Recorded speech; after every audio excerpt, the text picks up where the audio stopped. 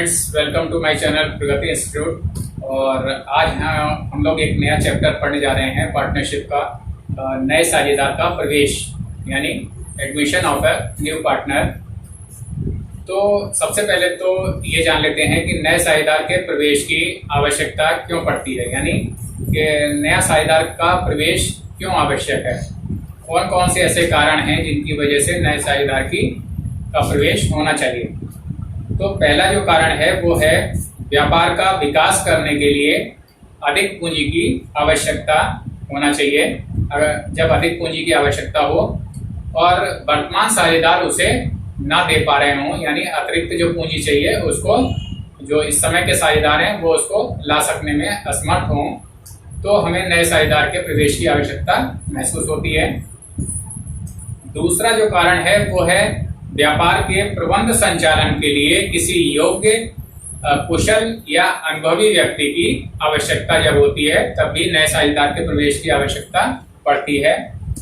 और तीसरा कारण है किसी प्रसिद्ध एवं प्रभावशाली व्यक्ति को साझे में सम्मिलित करके यानी पार्टनरशिप में उसको शामिल करके उसके प्रभाव या अच्छे संबंधों का फायदा अगर फर्म लेना चाहती है तो भी नए साझेदार के प्रवेश की आवश्यकता पड़ती है। चौथा कारण है अगर किसी वृद्ध साझेदार के, यानी कोई अगर साझेदार वृद्ध हो चुका है, बूढ़ा हो चुका है, तो उसके अवकाश ग्रहण करने पर, अगर वो रिटायर हो जा रहा है तब, या उसकी मृत्यु हो जाने पर आकस्मिक रूप से उसकी मृत्यु अगर हो जाती है तो भी उसके स्थान पर नए साझेदार के प्रवेश की आवश्यकता पड़ती है।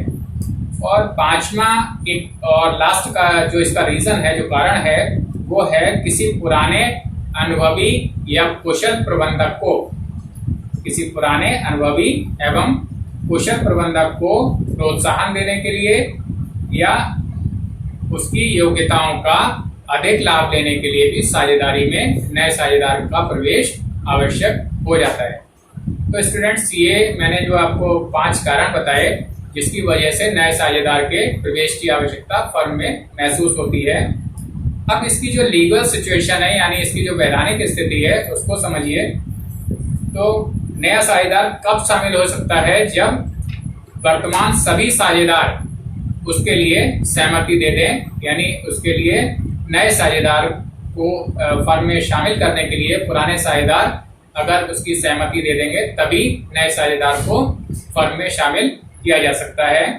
और दूसरा जो इसकी वैधानिक स्थिति का पॉइंट है वो है नया साझेदार अपने प्रवेश के पहले के किसी भी उत्तरदायित्व के लिए या किसी भी कार्य के लिए उत्तरदायी नहीं होता है जब तक कि वो लिखित समझौते द्वारा ये दायित्व स्वीकार ना कर ले।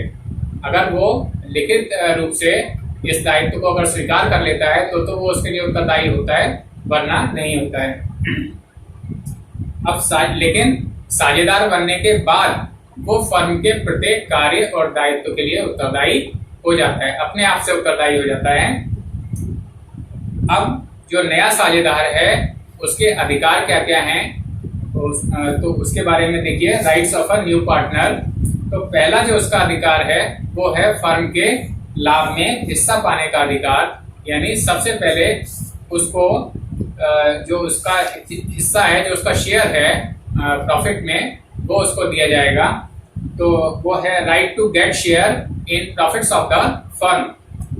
नया साझेदार आपसी समझौते के आधार पर, आपसी समझौते के अनुसार फर्म के लाभ में से एक निश्चित भाग प्राप्त करता है, और ये भाग उसको जो है कौन देता है? पुराने साझेदार देते हैं।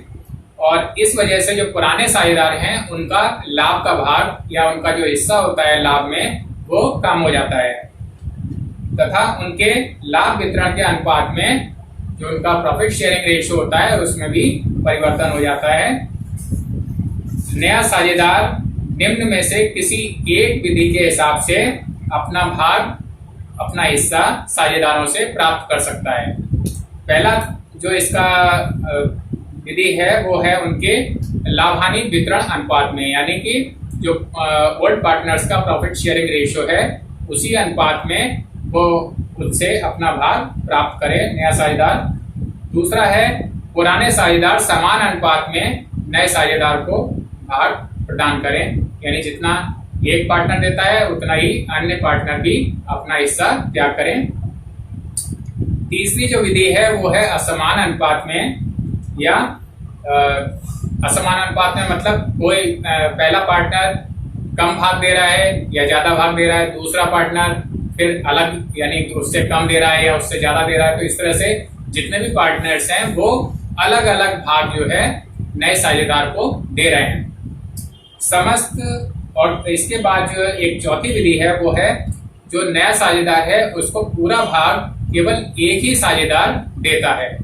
तो ऐसी स्थिति में केवल जो साझेदार अपना भाग दे रहा है, सैक्रिफाइस कर रहा है, केवल उसी का भाग प्रभावित होगा, बाकी अन्य साझेदारों के भाग प्रभावित नहीं होंगे। तो स्टूडेंट्स, ये यहाँ तक का मैंने आपको अभी बताया फर्म के लाभ में हिस्सा किस तरह से नए साझेदार को मिल सकता है। तो अब सबसे पहले एक छोटा सा न्यूमेरिकल करते हैं। वेल स्टूडेंट्स, तो ये एक न्यूमेरिकल है और इसमें इसके आधार पर हमें न्यू प्रॉफिट शेयरिंग रेशियो निकालना है। तो सवाल को समझ लेते हैं। आ तथा बा एक फर्म में साझेदार हैं, वे 3:2 के अनुपात में लाभानी वितरण करते हैं। उनका प्रॉफिट शेयरिंग रेशियो जो ओल्ड वाला है वो 3:2 का है। उन्होंने सा को 1/5 हिस्से के लिए साझेदार बनाने का निश्चय किया और निम्नलिखित स्थितियों में साझेदारों का नया लाभानी वितरण अनुपात निकालना है। अगर पुराने साझेदार त्याग करते हैं, किस किस तरीके से त्याग करते हैं, 4 स्थितियां हैं।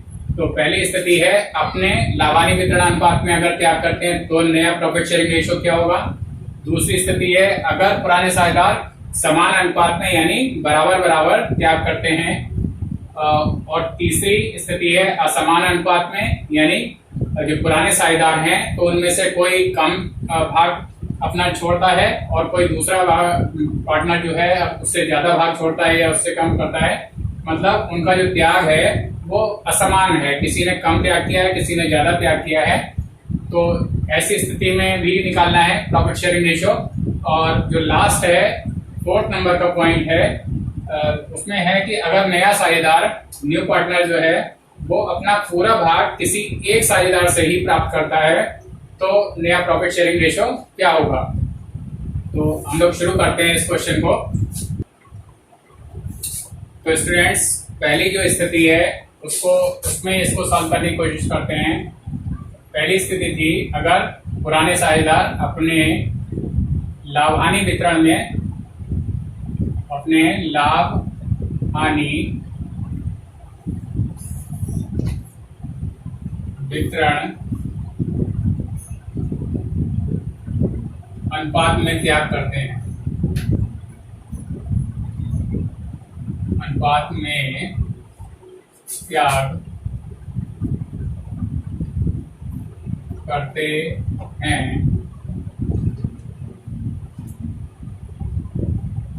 तो इस स्थिति में हम लोग क्वेश्चन सॉल्व करते हैं।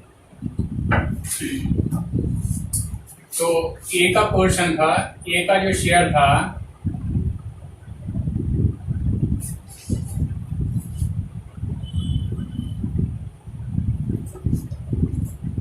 आ का भाग था, इसमें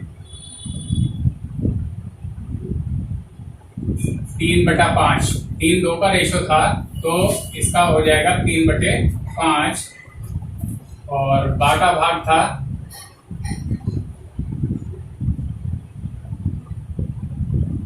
2/5, क्योंकि इनका रेशो 3:2 था तो 3/5 इसका हो जाएगा आ का और बा का हो जाएगा 2/5। और नया वाला जो था सा का भाग है 1/5।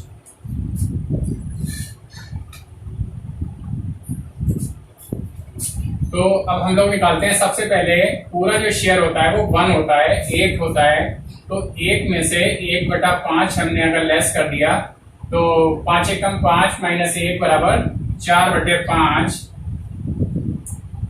ये शेष भाग बचा, शेष भाग। अब इस शेष भाग में जो है इन लोगों को दोनों को हिस्सा मिलेगा। तो इसमें हम निकालेंगे आ का नया भाग बराबर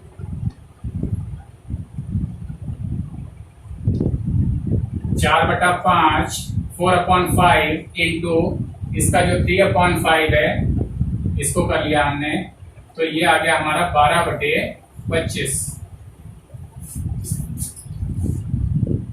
और इसी तरह से बा का नया भाग निकाल लेंगे।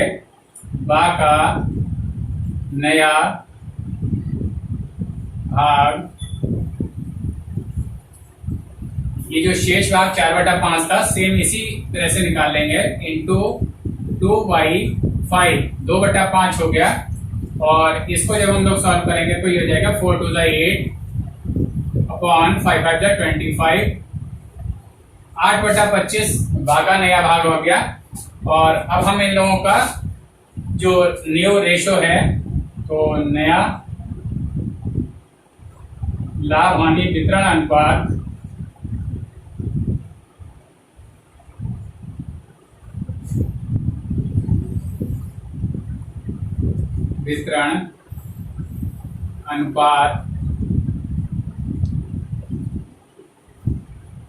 बराबर, अब इसको हम ऐसे निकाल लेंगे।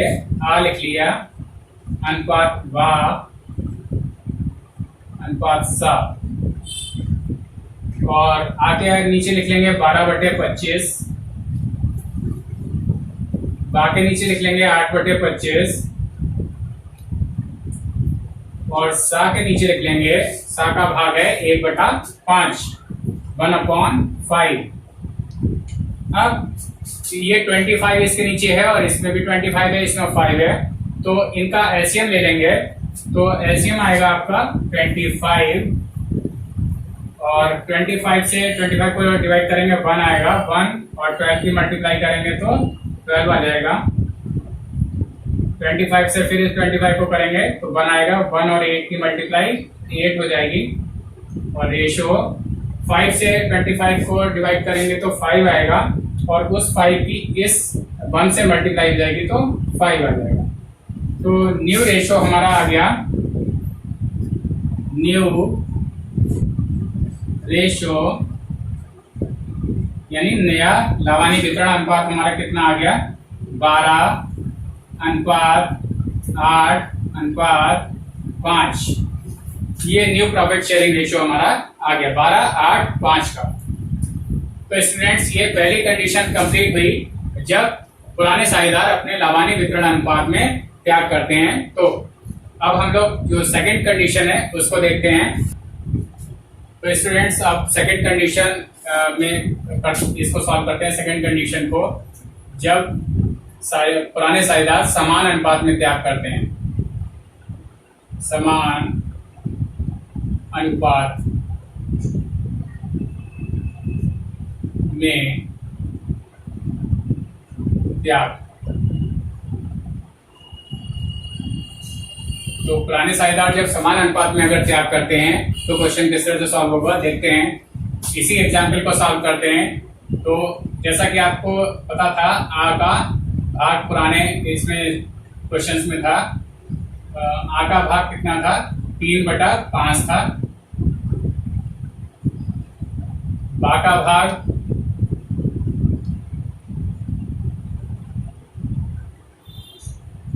2/5 था और सा का भाग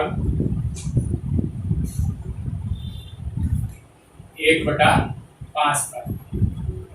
अब समान अनुपात का मतलब ये हो गया कि आ भी 1/2 भाग त्याग कर रहा है और बा भी 1/2 भाग त्याग कर रहा है। तो हम लोग देखते हैं, हम सबसे पहले निकालेंगे आ का त्याग। आ का त्याग यानी ए का सैक्रिफाइस जो है वो निकालते हैं। तो 1/5 हम नए साझेदार को दे रहे हैं, सी को, सा को हम दे रहे हैं 1/5। तो इसका आधा भाग ये देगा और इसका आधा भाग बा देगा।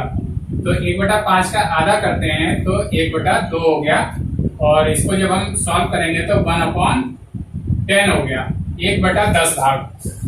आ का त्याग ये हो गया। तो अब आ का नया भाग कितना हो गया, आ का नया भाग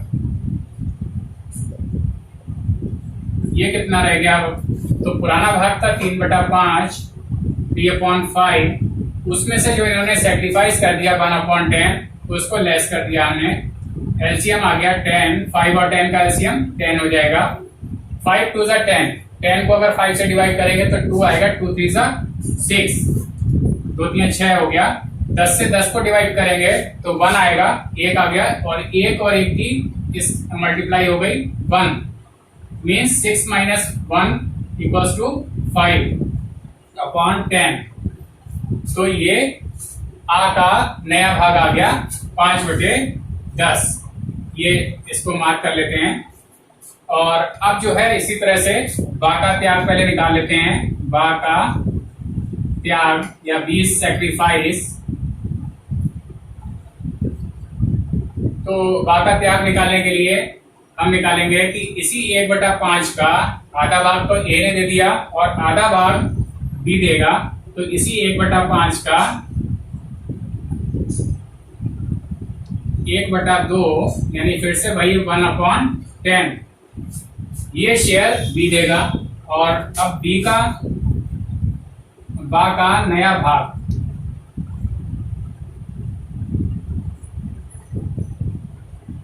बा का नया भाग इस त्याग करने के बाद कितना रह जाएगा? तो 2/5 तो पुराना था इनका, 2/5, उसमें से इन्होंने 1/10 ये वाला दे दिया। और अब इनके पास क्या बचा? 5 और 10 का एलसीएम अगेन 10 आ जाएगा। 5 से 10 को डिवाइड करेंगे तो 2 आएगा, और 2 2 4, माइनस 10 से 10 को डिवाइड करेंगे 1 आएगा, 1 1 1, 4 में से 1 गया तो 3/10 इनका ये आ गया बी का नया भाग, बा का नया भाग आ गया। अब हम लोग इनका नया लावानी अनुपात निकाल लेते हैं। नया लाभ हानि वितरण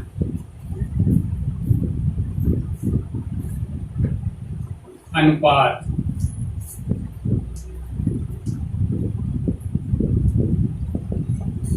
तो ये आ जाएगा, जैसे हमने लिखा आ अनुपात बा अनुपात सा। तो आ का जो नया भाग था इसको मैंने मार्क किया हुआ था 5/10, 5/10 आ जाएगा। और बा का 3/10 आ जाएगा। और सा का 1/5 था टोटल शेयर, तो 1/5 लिख लेंगे। अब 10 10 और 5 इसका जो एलसीएम आएगा वो 10 ही आएगा, 10 आ गया। 10 से 10 को डिवाइड किया 1 आया, 1 5, 1 और 5 की मल्टीप्लाई हो गई 5, 5 1 5। और 10 से 10 को डिवाइड किया 1 आ गया, और 1 और 3 की मल्टीप्लाई कर ली तो फिर 3 आ गया। अब 5 से अगर 10 को डिवाइड करेंगे तो 2 आएगा, और 2 और 1 की मल्टीप्लाई हो जाएगी 2। तो न्यू प्रॉफिट शेयरिंग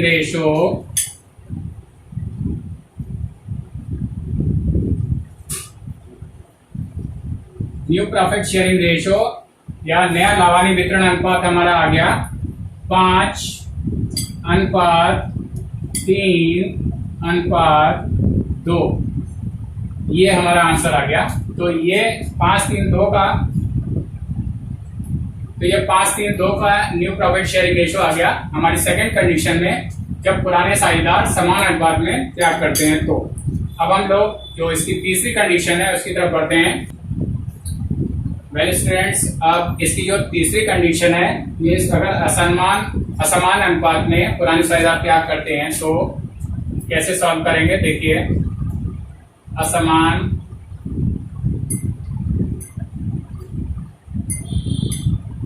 अनुपात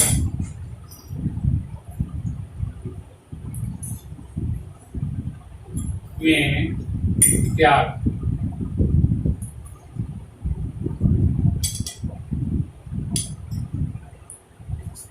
तो अगर पुराने साझेदार असमान अनुपात में, यानी कि कोई कम त्याग कर रहा है, कोई ज्यादा त्याग कर रहा है, तो उसमें कैसे इसको सॉल्व करेंगे? तो देखिए, तो हम लोग मान लेते हैं कि अगर आ और बा 2:1 के रेशियो में त्याग कर रहे हैं, मतलब इनका जो त्याग अनुपात है,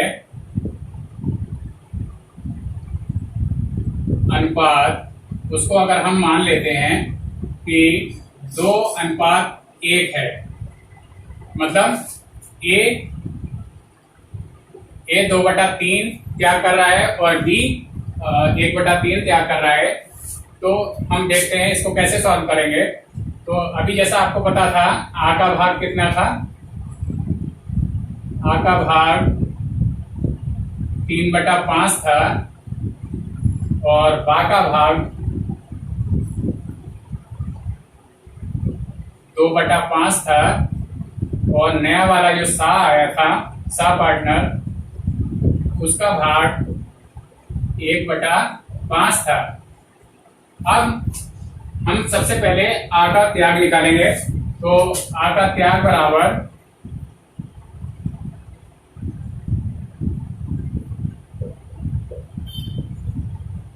1/5 भाग इसको नए वाले को देना है, सा को।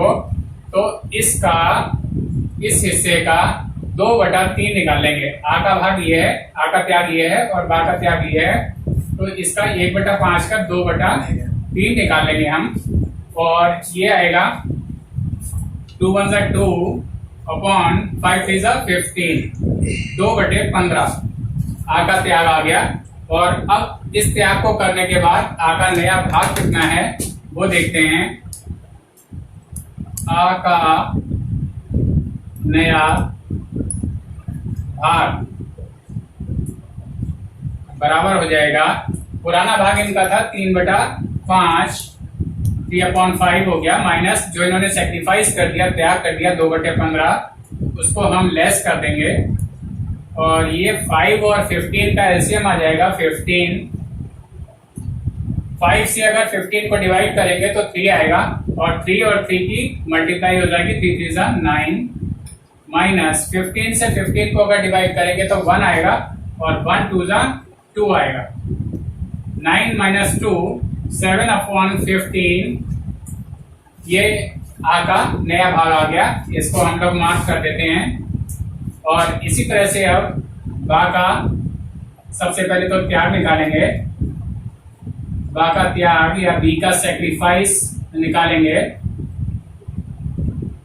इस 1/5 का जो इसको नया भाग दे रहे हैं, नए वाले पार्टनर को 1/5, उसका 1/3, ये बा का त्याग है और ये आ का था, तो 1/3 इसका हम कर देंगे 1/3। तो इसको मल्टीप्लाई करेंगे, 1 1 जा 1 हो गया, अपॉन 5 3 जा 15, 5 3 15, 1/15 बा का त्याग आ गया। और अब बा का नया भाग कितना हो गया इस त्याग को करने के बाद? बा का नया भाग बराबर 2/5 इनका पुराना था, उसको लिख लेंगे सबसे पहले, और उसमें से जो इन्होंने त्याग कर दिया 1/15 उसको लेस कर देंगे, और इसको लेस करते हैं। 5 और 15 का एलसीएम अगेन 15 हो जाएगा।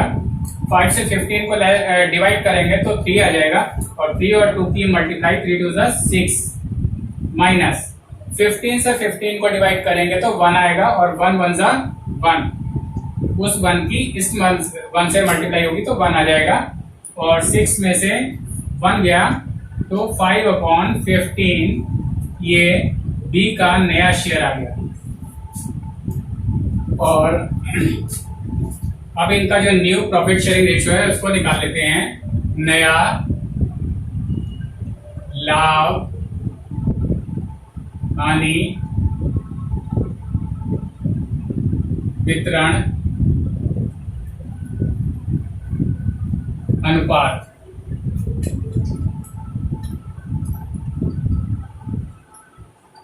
मतलब न्यू प्रॉफिट शेयरिंग रेशियो निकालते हैं। तो फिर से लिख लेते हैं, आ अनुपात बा अनुपात सा।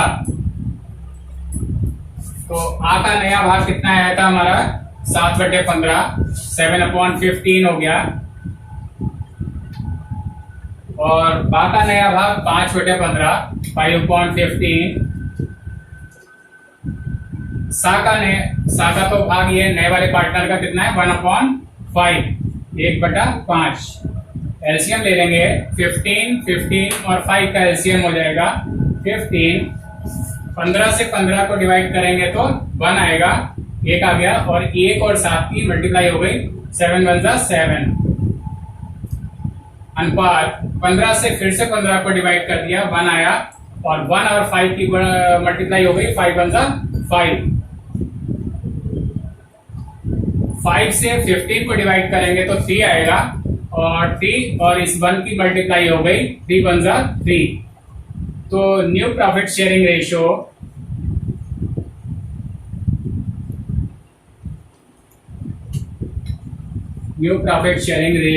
इज नया लाभानी वितरण अनुपात हमारा आ गया 7 5 3।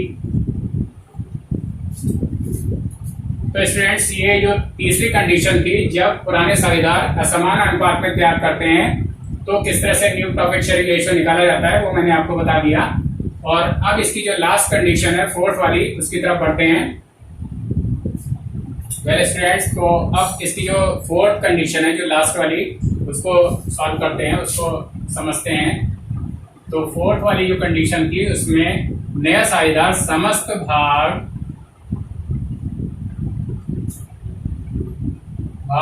केवल एक ही साझेदार से प्राप्त करता है, एक ही साझेदार से।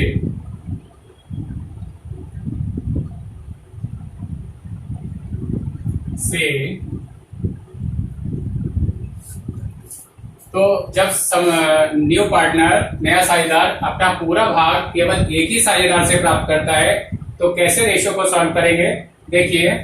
तो इसमें हम मान लेते हैं कि सा अपना पूरा भाग केवल आ से ही प्राप्त करता है। मतलब सा अपना 1/5 भाग केवल आ से ही प्राप्त करता है।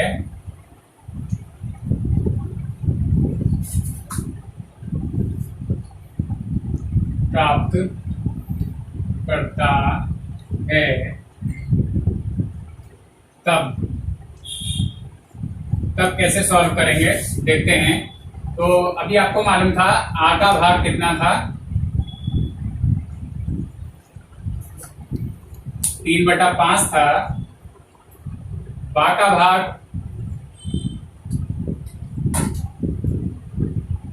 2/5 था। और सा जो नया पार्टनर था,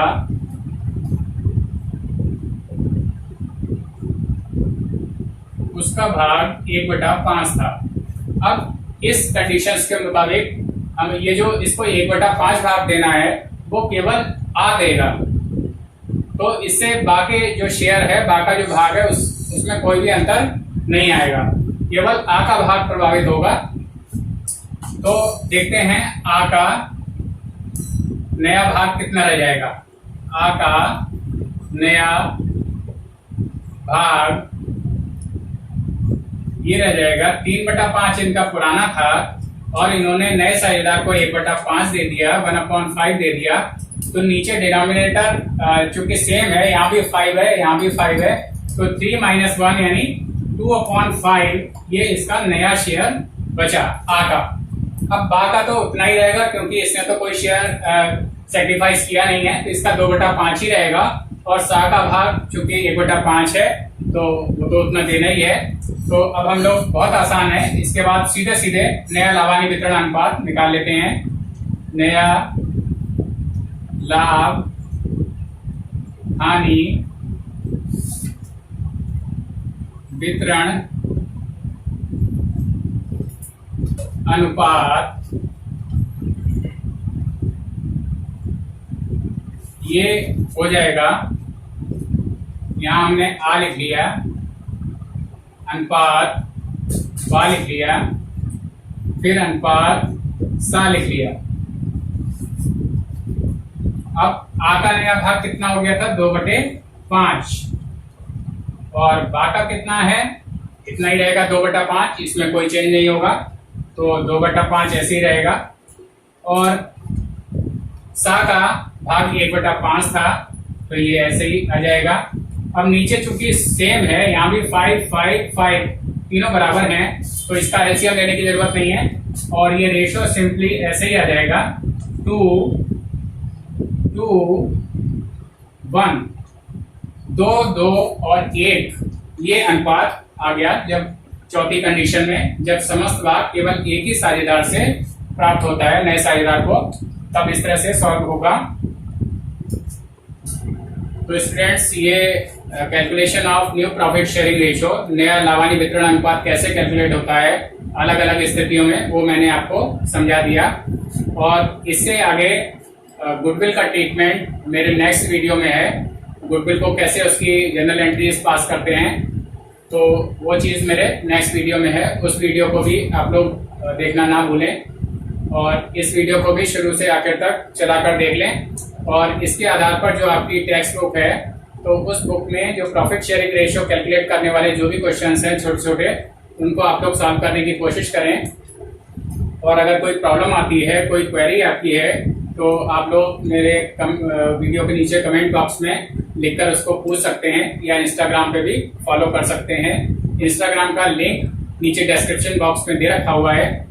और तो इस तरह से ये चैप्टर का नए साझेदार का प्रवेश, admission of a new partner, उसका फर्स्ट पार्ट, ये वीडियो कंप्लीट हुआ।